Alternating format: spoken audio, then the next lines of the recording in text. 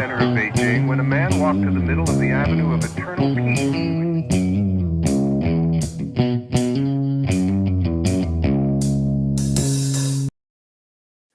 Well, all right. Welcome back to the Survival and Basic Badass podcast. Again, it looks like with Chuck. I don't know. Kevin sent me a message this morning. Oh, I'm throwing up. I have COVID. I'm a whiny baby. I don't know. He didn't actually say COVID. I'm just assuming I put that together because everyone knows whenever anybody gets sick, it's immediately because you have COVID. So that's obviously the answer. Slow burn. Good morning. Um, so I don't know. Do one of you guys have video and some kind of reasonable way to talk and want to help me out on the podcast this morning? Because I probably wouldn't turn it down. Oh man. Um, so today we're going to talk about, I don't know, 72 hours to get home. Basically, I wanted to talk about, like, we talk about get home bags, and we talk, I have episodes we've done on building a get home bag and putting it together where you have all the essentials if maybe there was an EMP, or think like the what else?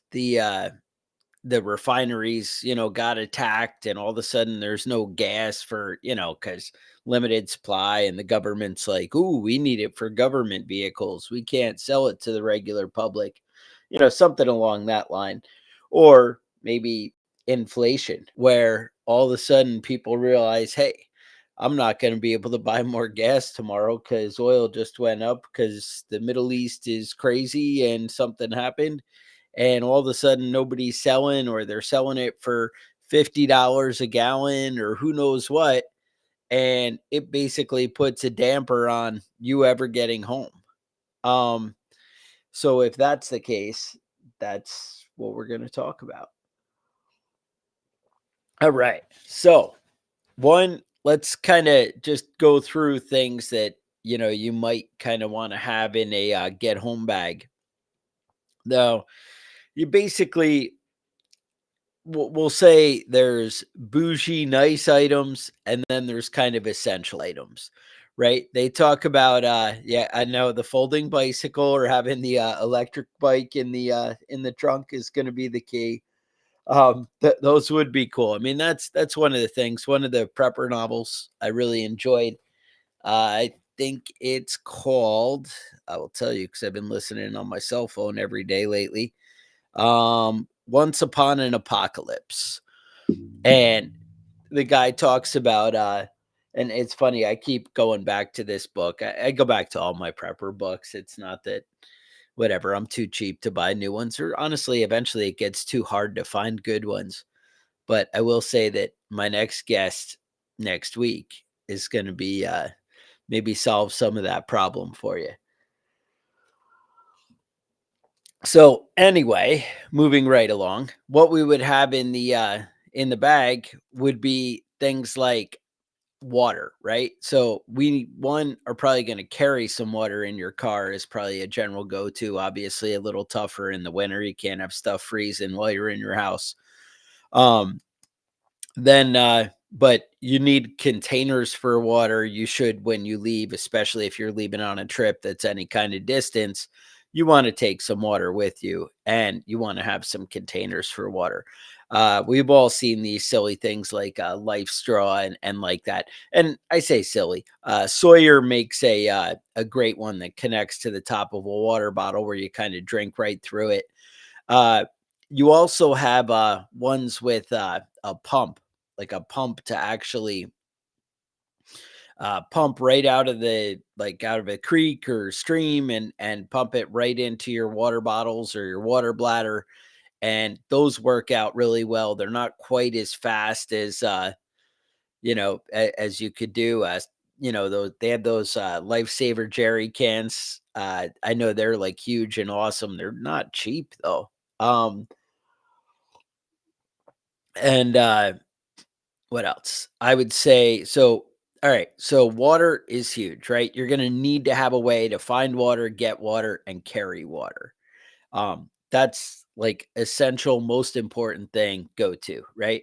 Then we need to think about shelter. And shelter, I'm not necessarily talking about, oh, I can build a lean-to in the woods with a tarp. Well, yeah, that's cool, and we'll get there. But shelter, I mean, do you have warm clothes? Are you your car has heat, you're in there in a t-shirt and it's 35 degrees outside, but you're like, whatever, I just came from the house, I'm in the car, and now you broke down and it's 30 miles to get home. Do you have a way to stay warm? Uh I know in one of the little cubbies in the car, I actually have like a wool hat and I think there's some gloves in there, whatever. I also have some weird things like fix a flat, or I have those battery jumpers, that kind of stuff in there, different things hidden in there.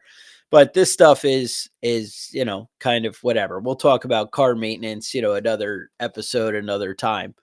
But the bottom line is you need to have the essentials in there that are going to keep you warm. Uh, I would add under shelter. This is a little different. I would talk about some kind of shoes to get home. Some of us wear like dress shoes for work. I'm not that guy, but if you were, that kind of thing, or a woman with like high heels, or even just not good walking shoes. Somehow the fashion standards don't exactly apply to comfort and day to day moving. So having a pair of shoes or boots that are going to be one equal to the weather, and two, offering you the protection and comfort of walking home. And obviously, just throwing a new pair of shoes in, you guys have put on new shoes, and you know what can happen if you wear the wrong, a brand new pair out of the box. You might be looking at some blisters if they're not broken in a little bit. So something on the newer end that you've worn a little bit and kind of broke in some comfort would be essential. Uh, Women, I know having like sports bras, things like that can make it so much better for walking a distance. That kind of thing. Now, I would also talk about obviously your personal defense. I mean, this is really in the hierarchy of threes. This is number one. They say 3 seconds without self defense, right? Because that's about how long you have to react when things go bad. Um, th- and basically, that would be a good firearm. That would be pepper spray if that's all you're allowed where you live, or that would be, a good survival knife, something like that. Those are the things that would be essential and excellent to have on hand. All right, so we have self-defense, we have water, we have clothing that is going to get you home. So I always keep like a hoodie sweatshirt in there. Again, one of the kids gets cold, one of anything, you have that extra, in the bag and ready to go. uh the water. The next thing is, to add to shelter, do you have a way to make a fire? Do you have a way to kind of stay warm if it came to that? You have matches, you have, flint and steel, do you have and know how to use it, right? That matters. Next, I would say the next essential in a kind of get home bag is food, right? Do you have some kind of snacks? Maybe you're only doing short trips. You have some kind of granola bars. I know I bought at like Gander. I had bought some kind of like 2000 calorie like granola bar brick that like lasts a lifetime. Now, I'm sure that is the last thing I'm ever going to want to eat, but if I'm starving, it probably is something that I'd want to eat. Uh, I also have, I know my Patriot Supply always has those 72-hour food packets that you can get. I have some of those thrown in there. I don't particularly love my Patriot Supply over any other one. That's the one that I was into at the time because they were having a lot of great specials and sales. And to be honest, if you took advantage when we were pushing it, you got some good deals and you have some good food storage for cheap. So, hey, because I know it was like a third cheaper than it is now. It's amazing how inflation, gets away and does that on us. Um, Next thing, some kind of lighting, right? Some kind of flashlight. I know on the outside of my get home bag, I have a lot of these little like clip lights that you just kind of press with your finger and they turn on. They are super cheap. They work great. People Stanley cook kits. That's always my favorite go to on that, on a way to kind of heat stuff up. They have those little stoves that you can do that are pretty sweet.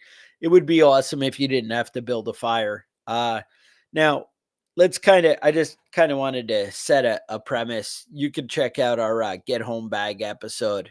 I think it might be the 72-hour bag or something like that. And you'll see a lot of things in there that, might really help you get through. But now I want to kind of talk about the bougie luxury items. These things could be a game changer. These would be things like maybe a Garmin GPS, right? If you don't have to stick to the roads and are aware of whatever, kind of traveling through the woods, that kind of stuff, that could be huge. That could put you away from the hordes and masses of crazy and how to get home, and find the best route. And honestly, not walk 20 miles out of your way because the highway goes that way. Um, the Somebody mentioned the Primus Light is a has the stove and fuel. No, that's awesome.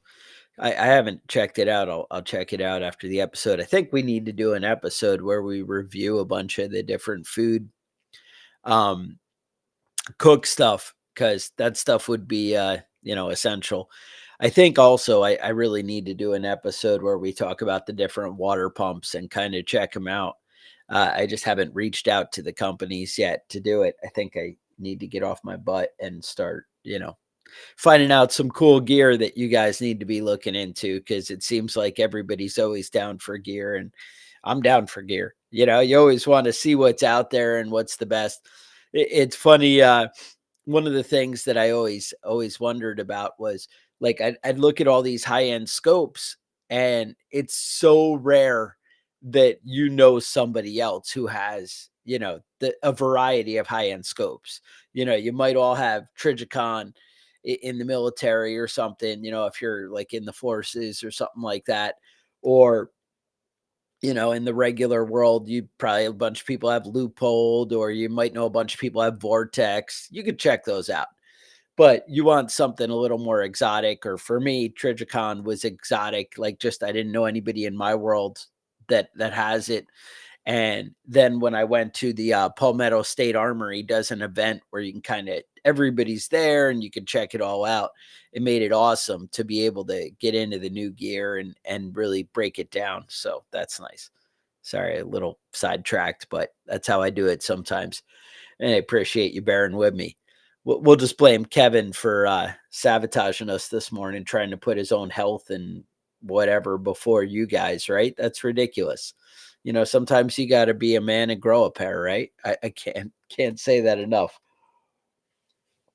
So anyway, moving right along, the uh, the high end bougie stuff. So night vision might be huge in your get home bag.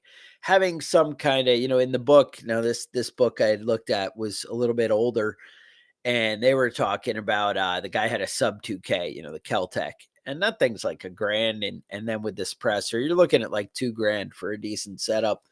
But it's convenient and it fits and it has your Glock mags. There's some other better options, I think, out now. You got to kind of put it together. I mean, to me, I love that you can get an SBR. I mean, man, if you did like 300 blackout with a suppressor and you did something short like an 8-inch barrel, you could probably put something together pretty cool. People always talk about, well, you're just making yourself a target if you walk around with a battle rifle or whatever. Well, an 8-inch barrel isn't exactly what I would call a battle rifle. But on the flip side, I would say that you need to maybe the first 24 hours after something happens, I would honestly just want a handgun if I was choosing my personal defense. And the reason that is you're not, hey, look at me. I have, I'm a warrior and I'm prepared. That's what I'm trying to avoid, you know. And that's where I say a handgun would be great. Obviously, if I end up in a firefight, I'm going to be like, damn, I wish I had my rifle, you know. But that's how it goes. But having a handgun, while there's some semblance of civilized order and structure, I think that's going to be your go-to for that first 24 hours, maybe even day and a half. I don't even think you'll get that far. To me, it seems like everything falls apart pretty quickly. Um, so I would say if I'm planning the perfect world, I don't even have this set up. I do have an SBR. I do have a suppressor. I even have, well, I have thermal scopes. I don't have night vision. To me, that's even a step up. But again, if I was traveling, I'd rather have night vision than thermal. But again, it's each thing that's appropriate. Anyway, the so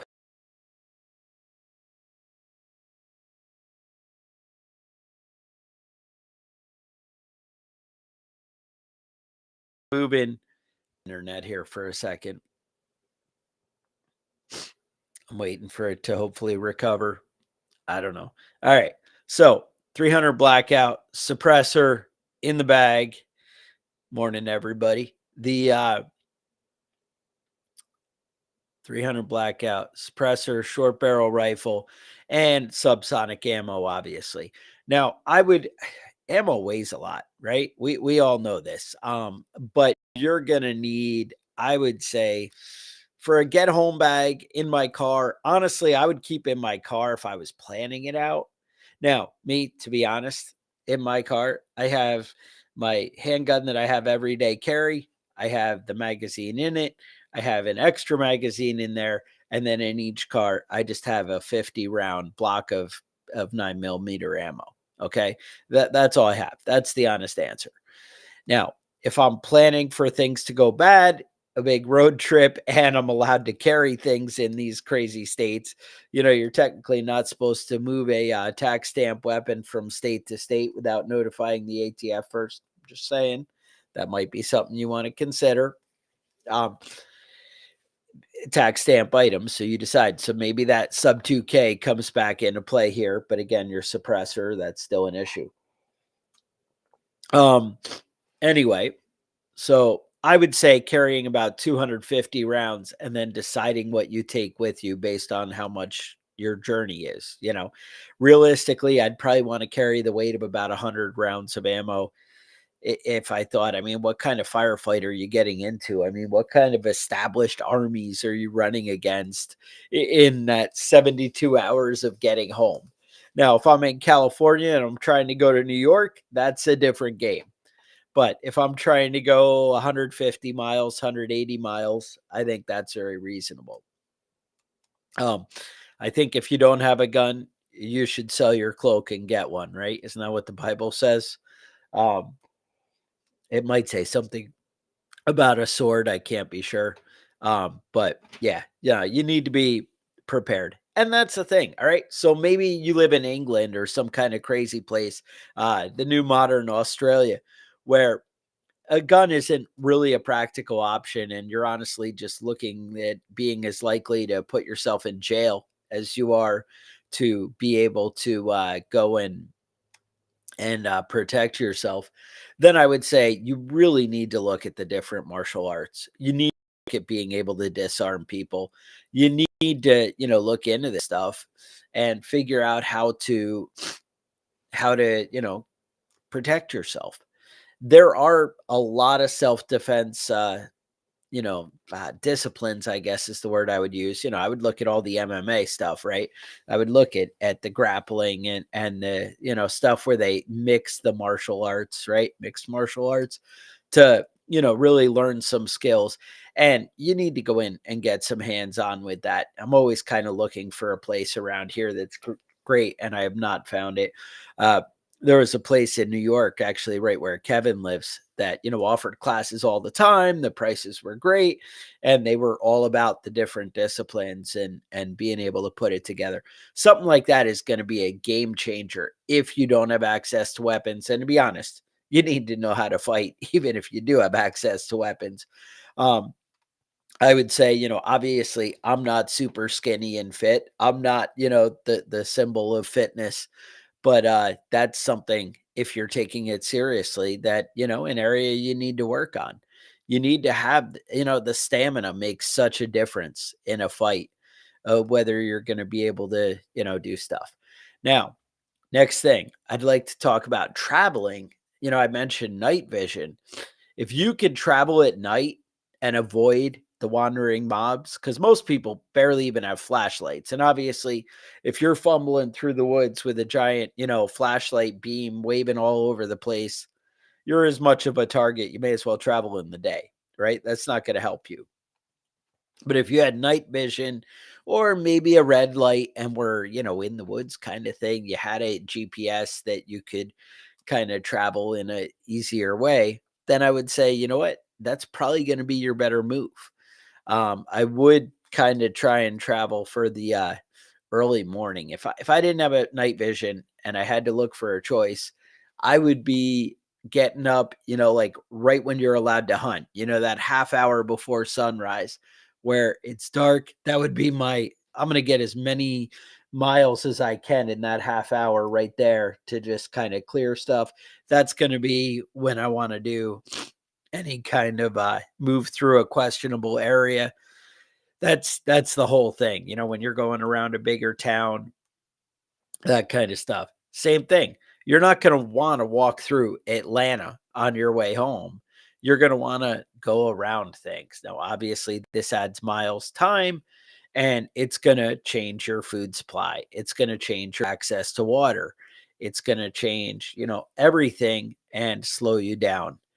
Um, one of the guys here, Slowburn, mentioned that carry a big stick, right? Walking stick and defensive weapon. It's only a plus. Um, I don't know. So that's really the direction I would want to go. I would say the first thing, if something happens, is you want to secure any supplies that you need. I've even heard yeah, I've even heard people mention in other videos and stuff that maybe you need to think about your immediate like home needs. Like maybe you have a kid who's a diabetic. Is there a chance you can stop by the pharmacy? Hey, the power just went out, but can I grab some insulin for my kid's prescription? Whatever. Maybe that's an option. I mean, something like that could pay off long term. I don't know. To me, it doesn't really seem practical that you can pull it off. It would probably be better to take efforts to plan ahead now and kind of talk with your doctor about having a little more long term on hand. I know that stuff doesn't keep well. I understand it. Um, I've read enough about it. Obviously, some of us can work on our health, and others of us it's just how you're born and what you got to work with, and you have to deal with life, right? Um, so anyway, moving right along, the first thing I would be doing if I lost my vehicle is I would be trying to find a bike. I mean, obviously a four-wheeler, an e-bike, any of this stuff would be cooler, but any kind of bicycle is going to help you cover miles fast. And that's going to be big difference than walking. I think you would expect to get I know this is going to shock people and they're going to say it's horrible, but I think you're looking at 12 to 15 miles a day if you're dealing with kids or if you're, maybe not in the best hiking shape, whatever. I know you're saying, well, no, I've gone on, I could do 25 miles in a day. You know what? You probably could day one. If it's just you and no kids and no, whatever. But I think consistent for 7, 8 days, something like that. I just feel like moving with security and seeing stuff and, being aware of your surroundings, I don't think you're gonna be able to move that fast. The only thing would be if, yeah, if you're on hiking trails, one of the prepper books I listened to, the guy's big plan was to get on the Adirondack Trail and take that home. And I think that's awesome because he kind of got away from the crazy of the world, and he just took the trail and, he still ran into trouble and whatever, but it's way less than like walking on the highway, right? Way less problems than you would expect in another environment. But I think it's super important to go and find, a path that's going to work, to lay out a route and to, kind of work around the town and the city and the more congested area. Another thing, wherever you're going, you need to lay out a plan. Um, hey, if things went bad, do I have a friend in the area that I could stop at a halfway point or at a three-quarter of the way point, something like that? Is there a way that I could do it? I got my nose running because it's freaking winter time.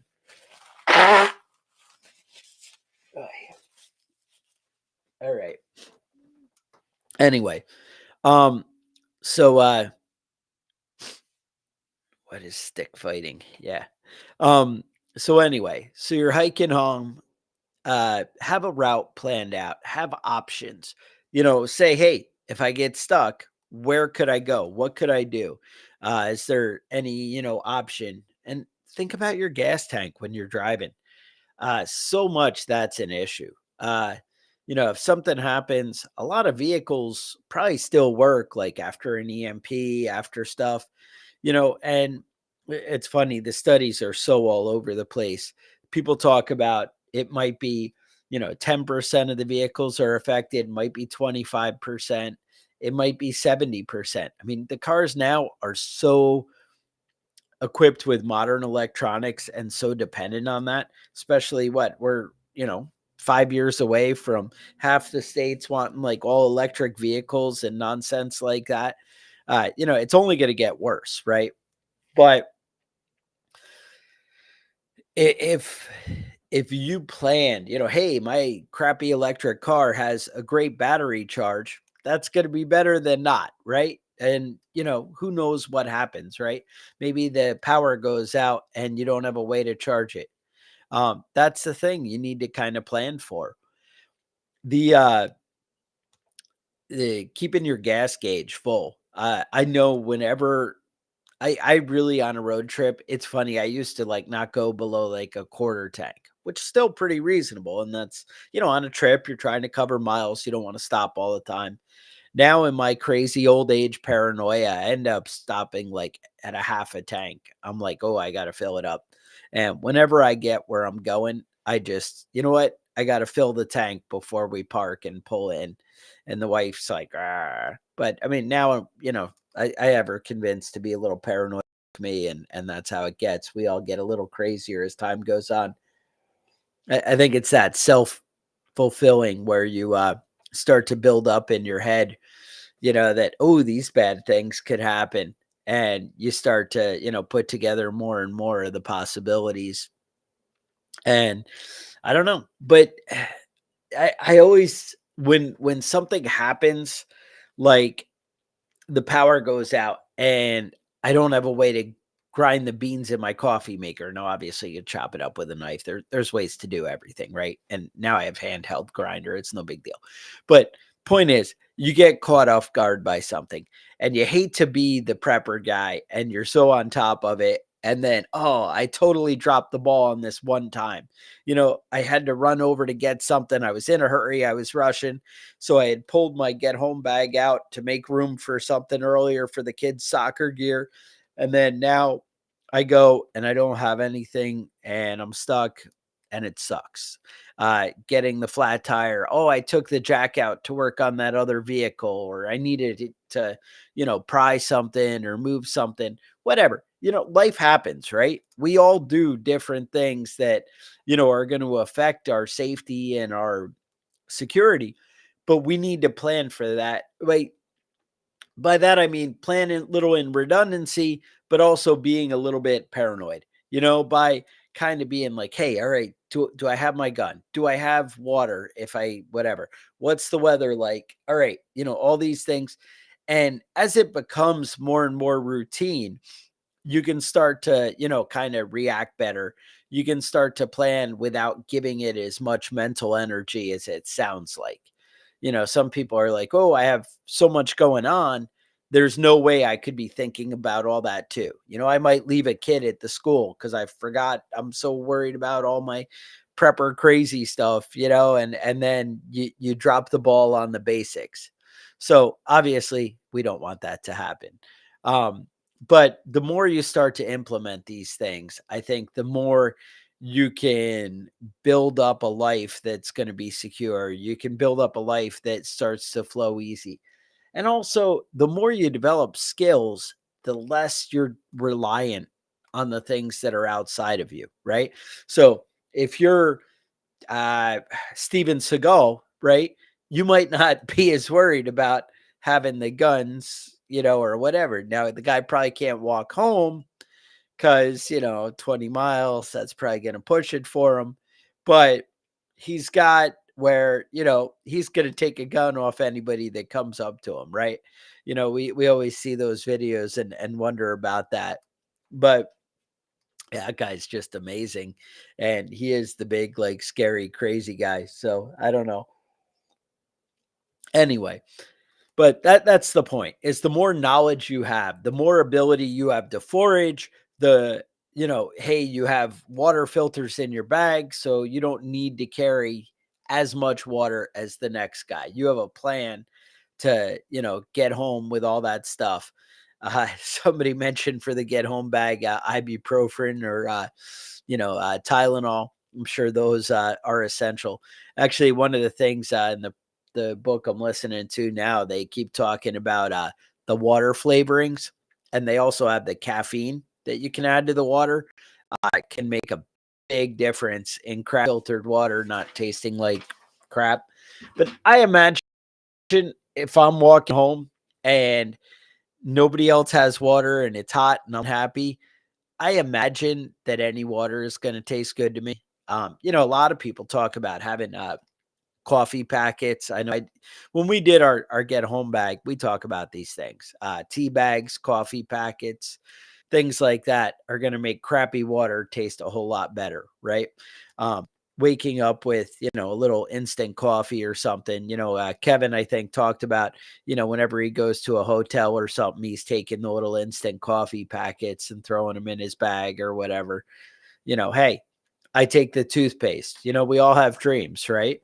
I figure if I brush my teeth a couple times a year, then I'm going to be ahead of the game. And, that's what you can do. Uh, but yeah, that's the thing is knowledge, preparedness. That's what's going to be the game changer for you guys is going out and, learning the skills, getting out, camping, getting out in the rain, taking care of things that need to be taken care of, learning, hey, can I build a shelter that's going to keep me dry? Hey, I realize these shoes do suck and aren't comfortable. I need wool socks. I need socks that are going to keep my feet warm and dry because hiking in wet socks will be a hellish nightmare of drizzle and hate, right? Having shoes that are going to be comfortable and maybe keep your feet dry. That's awesome. If I had a GPS and realized I could cut across this field and I'm not going to have any trouble, again, I don't expect nobody has the budget to do everything, right? But think about your situation, think about your own personal limitations, and think about what what kind of things are going to be essential for you and your family to get home, for you and your kids, you and your wife, you and whoever it is that you'd be traveling with. And if it is just by yourself, obviously you can move a lot quicker when it's just you. And, these things, somebody mentioned the hobo fishing kit, right? I mean, that's the thing, you always have the little tin and you have hooks and line and all that stuff. But these are the things that are going to be like little help little game changer. Sunblock, right? Sunblock is a big thing. I think in the book they mentioned having a ball cap, something to keep the sun out of your face and whatever when you're hiking out in the sun all day. Bug spray, right? Oh, I'm going through the woods and I need bug spray. Well, these things are huge and you learn by doing, you know. Set up a fake scenario, right? Maybe you work 20 miles away and maybe you and the wife or whatever try and make that hike. Hey, can we do it? Can we camp and carry our bag? Try walking with a 30 or 40 or 50-pound bag, right? Oh, well, this is, whatever. Try walking 10 miles, see how it goes. And I'm not saying, oh, that's going to be a deal breaker. Some people, 40-pound bag, it's not even going to phase them, right? Some people, a 40-pound bag is going to be like, ooh, this is crippling. Now, one of the big things when we go through and we tell everybody about the get home bags and setting them up, the big thing is when something bad happens, you go through before you leave your vehicle and you sort out, hey, I don't need these items. They're not relevant to my situation where I am, this environment, this trip from here to there. They're just going to slow me down. That's very possible. So you need to go through and assess and decide what's worth the weight of carrying, right? I probably don't need, I mean, I'm not really leaving ammo. I don't see that happening, but I'm not going to leave a ton of extra ammo if I have a big journey or if I think I can carry it. But if I have 1,000-pound box, or sorry, 1,000-round box of 5.56 in my car, and I do have a rifle, but I'm only traveling for 2 days, but man, that's going to be a hike, right? I want to maybe try and barter or trade that, or I'm just going to say whatever. You have to take the loss sometime, and then be like, I probably have more ammo at home, so I wouldn't even worry about it. Um, I don't know. I mean, that's the kind of thing though that can be the game changer to you getting to safety. And I would also say before you leave your vehicle, you need to search out your vehicle. Hey, is there any food in here? What's useful? Do I have anything that would help me, in any way? I know my car has like a separate first aid kit that I keep in there that's not in my get home bag. That's something I would grab. The wife's probably got like gum or mints or something. Some little pick me up like that probably is going to be better than not taking it, right? These are the kind of things. For a lot of you hikers, having the right shoes, like I said, in the vehicle is going to be game changer. The wrong shoes can make your life living hell. So anyway, I promise there are good things coming with guests. I don't know if you guys have read the Going Home series, I believe, with the Angry American. He's got a beard, whatever. I think that's what you guys are going to get next week. I think we are going to do a show next Saturday morning. However, I'm going to record one on Tuesday with the Angry American if you're around in the morning. I think, well, I say morning, I think it's going to be like 11:30 Eastern, I think is when I told them. So we'll probably go on like 11:40, 11:45, something like that. Might be a little bit of a short episode, but it should be great. And no, I'm excited to do that. So you might want to check in for that one. And hey, there might be more future things, but yeah, he's the author of that Going Home series, and there's like, I think he's got book 12 out now. So that's kind of exciting. And we're going to talk about that and see what's going on there. But anyway, I appreciate you guys toughing it out. I know 2 weeks in a row with Kevin bailing on us, kind of ridiculous. If you wanted to send him some hate mail, that would be preppingbadass@gmail.com. I would try not to give me too many Chuck rambles. I know it's just me. It's tough. But hey, it's how it is sometimes. We do the best we can with what we got, right? To get home, take care of the people we care about. That's right.